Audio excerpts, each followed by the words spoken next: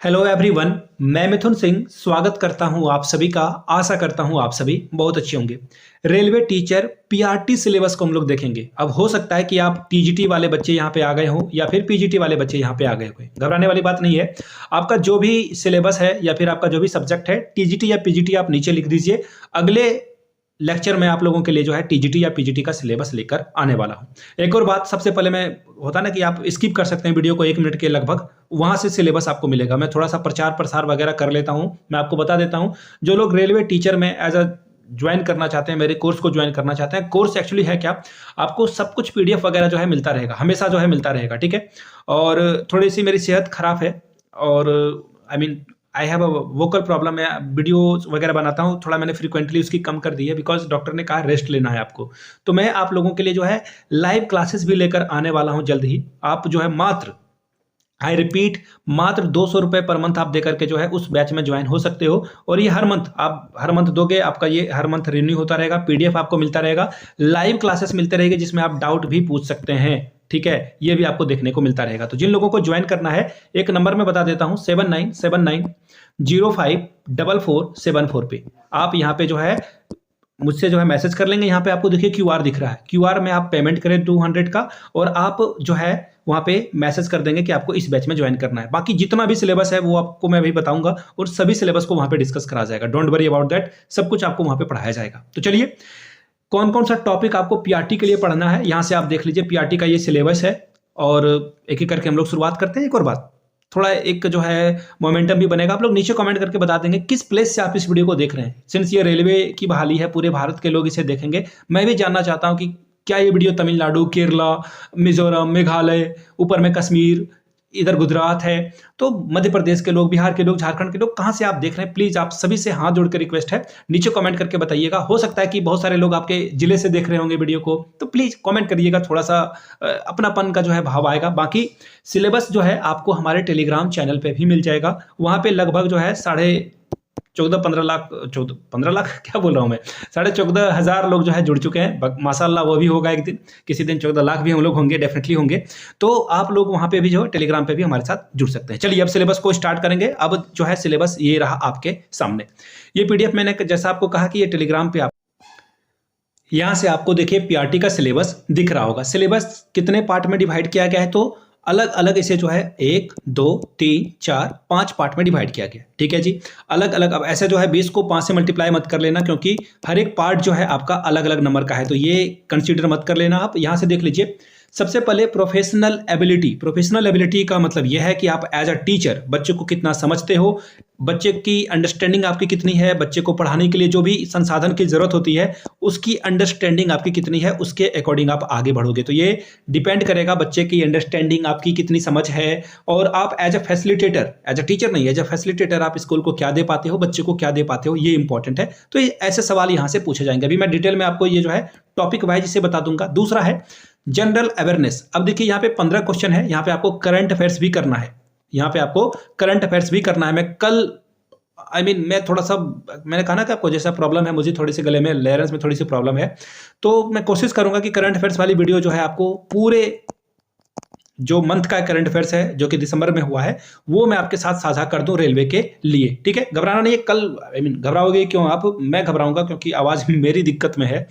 आगे देख लीजिए, जनरल इंटेलिजेंस एंड रीजनिंग, 15 सवाल पूछे जाएंगे। 15 नंबर आप मैक्सिमम यहां से ऑब्टेन कर सकते हैं। मैथमेटिक्स की अगर मैं बात करूं तो 10 सवाल पूछे जाएंगे, 10 नंबर आप ला सकते हो। जनरल साइंस से 10 क्वेश्चन पूछे जाएंगे, 10 नंबर ला सकते हो। ओवरऑल 100 मार्क्स का है, ये आपका पीटी है। इसके बाद एक और पेपर यहां से आपसे लिया जाएगा और 1/3 यानी कि 1/3 भाग जो है आपका कट कर लिए जाएंगे, यानी कि 0.333 नंबर जो है अगर आप नेगेटिव करते हो तो आपका कट जाएगा, ठीक है जी। सबसे पहले देख लेते हैं मैथमेटिक्स का सिलेबस इन्होंने दे रखा है। नंबर सिस्टम से सवाल पूछे जाएंगे, बोर्ड मास से सवाल पूछा जाएगा, decimal, fraction, HCF, LCM, ratio, proportion. बोलोगे इतना पढ़ना है क्या? हाँ, पढ़ना पड़ेगा।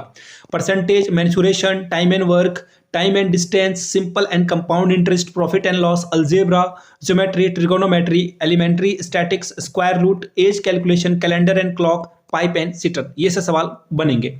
अब देखिए जनरल इंटेलिजेंस और रीजनिंग में इनसे ये थोड़ा सा डिफिकल्ट वाला सिलेबस है। एनालॉजी पढ़ना होगा आपको, अल्फाबेटिकली नंबर सीरीज पढ़ना होगा, कोडिंग डिकोडिंग पढ़ना होगा, मैथमेटिकल ऑपरेशन, रिलेशनशिप, इस तरह की चीज़ों को पढ़ना होगा, वेन डायग्राम है, तो यहाँ बहुत कुछ है। इन सारी चीज़ों को आपको पढ़ना पड़ेगा। कंक्लूजन भी आपको पढ़ना है, डिसीजन मेकिंग भी पढ़ना है, सिमिलैरिटीज भी पढ़ना है, डिफरेंसेस भी पढ़ना है, एनालिटिक रीजनिंग भी पढ़नी है, क्लासिफिकेशन भी पढ़नी है, डायरेक्शनल स्टेटमेंट भी पढ़ना है। तो बहुत बड़ा ये सिलेबस है, खास करके रीजनिंग की अगर मैं बात करूँ तो।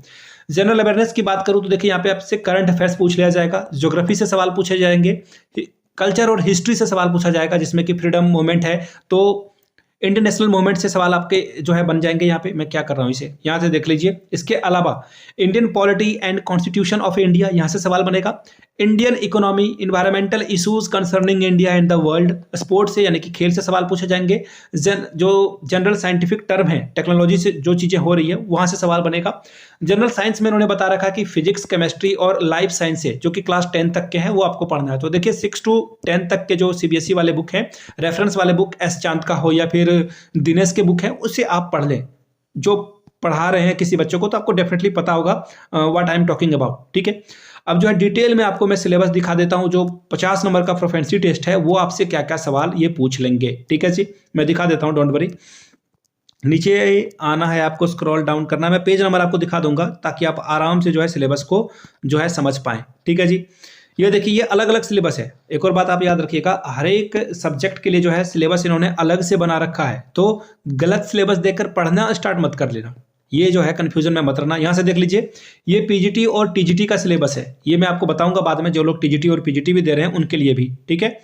अब ये रहा पीटीआई टीचर और ये रहा assistant teacher, wait a minute, music teacher, finally we are about to reach, wait a minute, ये रहा शायद, जी हाँ ये रहा प्राइमरी टीचर वाला, फाइनली मिल चुका है ये।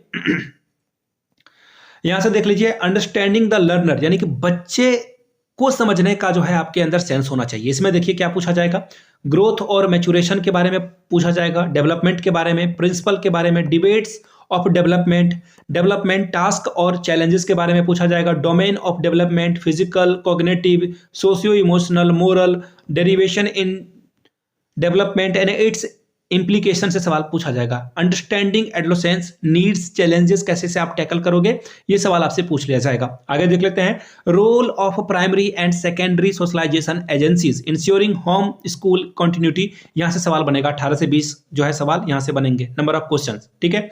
18 से 20 सवाल यहां से देखिए बन जाएगा। ये थोड़ा बड़ा सा सेक्शन है, क्या है इसमें, थ्योरेटिकल पर्सपेक्टिव ऑफ लर्निंग, जिसमें कि बिहेवियरिज्म पढ़ना है, कॉग्निटिविज्म पढ़ना है और कंस्ट्रक्टिविज्म आपको पढ़ना है। Special reference to their implication for the role of a teacher, teacher का रोल क्या होना चाहिए, रोल ऑफ लर्नर क्या है, और जो टीचर स्टूडेंट का रिलेशन है वो क्या होना चाहिए, टीचिंग मेथड कितने होने चाहिए, कैसे आप पढ़ाओगे, क्लासरूम का इन्वायरमेंट क्या होना चाहिए, डिसिप्लिन और पावर को टीचर एज अ टीचर आप कैसे समझते हो, factor affecting learning and the implication for, ये जो कौन कौन से फैक्टर हैं जो कि लर्निंग को प्रभावित कर सकते हैं, उन चीजों को आपको पढ़ना है। डिजाइन क्लासरूम इंस्ट्रक्शंस, ये आपको पढ़ना है। प्लानिंग स्टूडेंट एक्टिविटीज, यानी कि टीएलएम वगैरह जो है वो आपको पढ़ना है। Creating learning space in school, इसके अलावा planning organising of a teaching learning, ये सब आपको जो है करना है। कॉन्सेप्ट ऑफ सिलेबस और करिकुलम क्या है, ये आपको पढ़ना है। Foundational literacy and numeracy, early childhood and the education, इसके बारे में आपको पढ़ लेना है। इसके अलावा कॉम्पिटेंसी बेस्ड एजुकेशन क्या होता है, ईयर प्लान क्या है, यूनिट प्लान क्या है, लेसन प्लान क्या है, ये सब आपको पढ़ना है। लेसन प्लान कितने मिनट का बनता है और लेसन प्लान में सबसे लास्ट में क्या होता है, बीच में क्या होता है, इन चीज़ों को जो है सवाल में देखने को मिलेगा। आईसीटी, कंप्यूटर से भी सवाल बनेंगे और कंप्यूटर का इस्तेमाल आप कैसे कर सकते हो, इंफॉर्मेशन का इस्तेमाल आप कैसे कर सकते हो पढ़ाने में, उससे सवाल बनेगा। इसके अलावा जो है आप देख सकते हैं यहाँ पे इन्हांसिंग टीचिंग लर्निंग प्रोसेस, इससे सवाल बनेगा। Creating and conducive learning environment, यहाँ से सवाल बनेगा। कॉन्सेप्ट ऑफ डाइवर्सिटी क्या है, डिसेबिलिटीज और इंक्लूजन क्या है, इसके अलावा disability as a social construction, इसके बारे में, और जो डिसेबिलिटीज के अलग अलग प्रकार हैं वो आपसे सवाल यहाँ पे 4 से 6 नंबर के पूछे जाएंगे। Concept of school mental health, ये सवाल पूछा जाएगा। इसके अलावा promotive dimension of health, mental health के बारे में थोड़ा बहुत आपको यहाँ से अच्छे से पढ़कर जाना है कि होमवर्क कैसे बच्चों को प्रभावित कर रहा है, और लर्निंग रिसोर्सेज या फिर कम्युनिटी समाज जो है बच्चे को सीखने में कैसे मदद करता है। इसके अलावा सेक्शन डी में आइए, स्कूल ऑर्गेनाइजेशन एंड लीडरशिप, यानी कि टीचर जो है कैसे लीडर तैयार करेगा, team leader, team builder, initiator, coacher, mentor, ये जो है उसकी आपकी जो है यहाँ पे परख की जाएगी। इसके अलावा perspectives on school leadership, instruction, distribution और ट्रांसफॉर्मेशन, इसके बारे में सवाल पूछा जाएगा। विजन बिल्डिंग यानी कि गोल सेटिंग हो या फिर क्रिएटिंग स्कूल डेवलपमेंट प्लान हो, ये जो है यहाँ से आपसे जो है सवाल बनेंगे। आगे देख लीजिए, स्कूल को कैसे आप रिसोर्स की तरह यूज करोगे, टाइम टेबल को कैसे यूज करोगे, जो टीचर पेरेंट मीटिंग है उसको कैसे रिसोर्स के तौर पर यूज करोगे बच्चे को सिखाने में, स्कूल असेंबली है वहां से सवाल बनेगा। इसके अलावा creating partnership with community, industry and neighbouring school and higher education institute, यानी कि बच्चे को घुमाने आप ले जाओगे या किसी स्कूल में, बड़े स्कूल में जहाँ पे 9, 10 लाइब्रेरी वगैरह है, इसके अलावा लेबोरेटरी है, तो आप उन्हें लेकर जाओगे, दिखाओगे, तो आपको कॉपरेशन भी करना होगा स्कूल टू स्कूल। तो इन चीजों को ध्यान में रखते सवाल पूछा जाएगा। इसके अलावा न्यू एजुकेशन पॉलिसी से सवाल बनेगा, स्कूल का जो है एजुकेशन में क्या रोल है, ये से सवाल बन जाएगा। ठीक है, इसके अलावा guidance principle for child rights, ये पढ़ना है, यानी कि पॉक्सको वगैरह जो है अच्छे से पढ़कर जाएंगे कि क्या क्या आपको स्कूल में नहीं करना है, किन बातों को नहीं करना है, किन बातों को नहीं रखना है, वो देख लीजिएगा। Historical studying the national policies, जो पुराने नेशनल एजुकेशन पॉलिसी है, ठीक है, कोठारी कमीशन है, उन चीज़ों को पढ़कर जाना है। स्कूल करिकुलम प्रिंसिपल पढ़ना है, तो बहुत कुछ पढ़ना है आपको, ये 50 नंबर बहुत आसान नहीं होने वाले हैं। ठीक है, तो ये आपको पढ़कर जाना है। तो ये पीआरटी का सिलेबस था, मैंने सारी बातें आपके साथ जो है शेयर कर दी, पूरा सिलेबस पीआरटी का मैंने बता दिया। टीजीटी पीजीटी का भी सिलेबस मैं आपको बताऊंगा। वीडियो आपने यहाँ तक देखी, अच्छा लगा तो नीचे कमेंट करके जय हिंद जरूर लिखिएगा। बाकी मैंने जैसा आपको पहले बताया कि जो लोग भी बैच में इनरोल होना चाहते हैं 7979054474 पे आप मुझे मैसेज कर सकते हैं। क्यूआर आपको यहाँ से दिख रहा होगा, 200 पे करना है, आफ्टर दैट आपको बैच में इनरोल कर दिया जाएगा। तो चलिए मिलते हैं अगले वीडियो में। वीडियो को यहाँ तक देखने के लिए आप सभी का बहुत बहुत शुक्रिया। Have a good day.